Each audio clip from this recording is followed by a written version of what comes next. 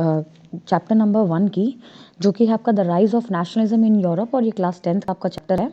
तो हम 1 बाय 1 कोशिश करेंगे कि बोर्ड एग्जामिनेशन हमारे आने वाले हैं, उससे पहले हम लोग सारी चीज़ों को अच्छे से कवर अप कर पाएँ। तो हमारा जो फर्स्ट टॉपिक है, जो कि इंट्रोडक्शन से स्टार्ट होता है, that is vision of world. और ये विजन ऑफ वर्ल्ड जो है, हम लोग शुरू कहाँ से करते हैं? ये हम शुरू करते हैं आइडियाज़ ऑफ फ्रेडरिक सुरो। अब अगर हम इनके बारे में बात करें तो इन्होंने एक जो है अपनी पेंटिंग बनाई थी 1848 में, जिसके अंदर की ये कुछ बातें इलेबोरेट करने की कोशिश करते हैं अपने इन प्रिंट्स के अंदर। प्रिंट्स कह लें फिर, या फिर आप पेंटिंग कह लें, जिसके अंदर इन्होंने 2 बातें बड़े अच्छे से क्लियर करी। एक तो ये इन्होंने आइडिया दिया डेमोक्रेसी का, और एक इन्होंने बात करी है सोशल रिपब्लिक्स की।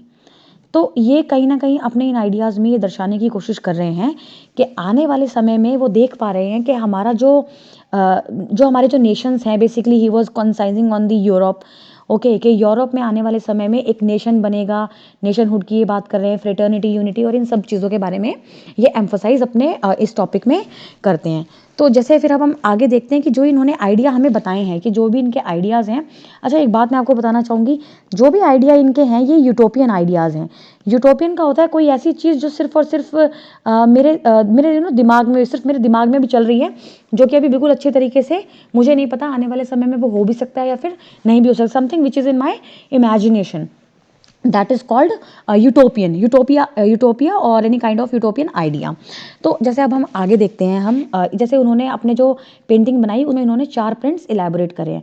तो ज़रा हम समझते हैं 1 बाय 1 कि आखिरकार इनमें इन्होंने क्या बातें कहने की कोशिश की है। तो जैसे सबसे पहले इन्होंने ये बात कही, इन्होंने की जो पेंटिंग है, जो वर्ल्ड का इन्होंने विजन दिखाया है, उसमें इन्होंने सबसे पहले जो चीज़ दिखाई वो ये दिखाई है कि जो यूरोप है और जो अमेरिका है आपका, ये लोग किसी परेड में इन्होंने हिस्सा लिया है और ये मूव कर रहे हैं स्टैचू ऑफ लिबर्टी की तरफ। लिबर्टी आप लोग सभी जानते हैं, फ्रीडम होता है लिबर्टी का मतलब।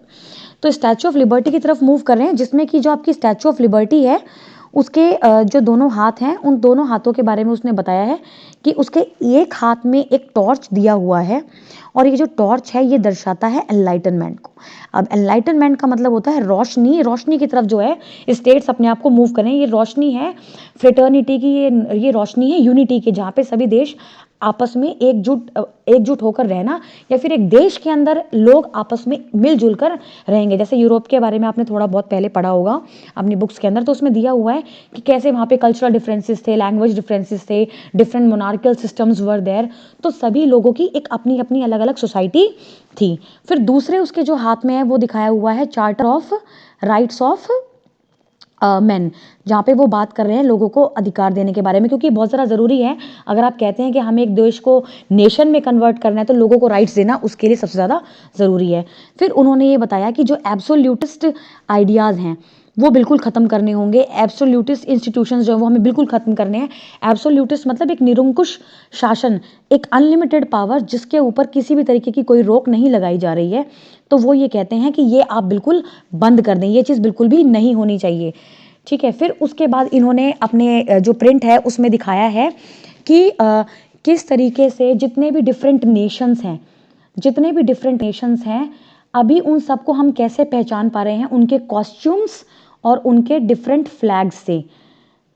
क्योंकि अभी चीज़ें एक नहीं है, सब अलग अलग हैं, तो उनके फ्लैग्स और उनके कॉस्ट्यूम से हम उनको, मतलब उनके कल्चर से हम लोग पहचान पा रहे हैं कि वहाँ पे किस टाइप के डिफरेंट लोगों ने इस जो प्रिंट उन्होंने बनाया है उसमें किस तरीके से डिफरेंट स्टेट्स ने पार्टिसिपेट किया है। अच्छा, जो लीड रोल जिस कंट्री ने प्ले किया है, कि जो कंट्री सबसे बिल्कुल लीड में है, सबसे आगे है, तो वो है आपकी अमेरिका प्लस स्विट्ज़रलैंड। ये दोनों कंट्रीज़ हैं अभी फ़िलहाल जो बिल्कुल लीड पे हैं, जो बिल्कुल आगे चल रही हैं, और फिर इनको फॉलो करते करते आपके फ्रांस और जर्मनी भी आ जाते हैं। उन दोनों ने भी फिर इसको फॉलो किया है कि भाई अगर ये नेशन बनाएंगे तो हम क्यों ना बनाएं। और फिर इसके बाद में पीछे पीछे बहुत सारी कंट्रीज़ आ गई, जिसमें आप इटली का एग्जाम्पल ले सकते हैं, लोम्बार्डी का एग्जाम्पल ले सकते हैं, ठीक है, और आप लोग पोलैंड का एग्जाम्पल ले सकते हैं। डिफरेंट कंट्रीज़ हैं, हंगरी हो गई, आयरलैंड हो गया, रशिया हो गया, all these countries also participated or followed the German people for making their country as a nation।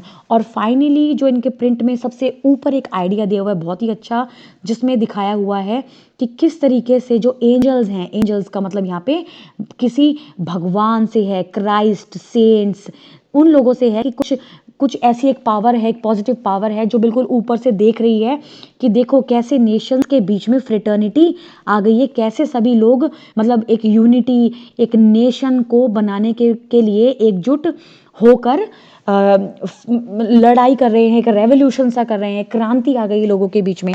तो आप लोग देख सकते हैं कि ये सारी चीज़ें हैं जो हमें इसके अंदर समझाई गई हैं। तो अब हम मिलते हैं नेक्स्ट क्लास में, जिसमें मैं दूसरा टॉपिक आपको समझाऊंगी इसी चैप्टर का, और वन बाय वन हम कोशिश करेंगे कि हम ये पूरा चैप्टर और ये पूरा सिलेबस ख़त्म करें आपके बोर्ड एग्जामिनेशन से पहले।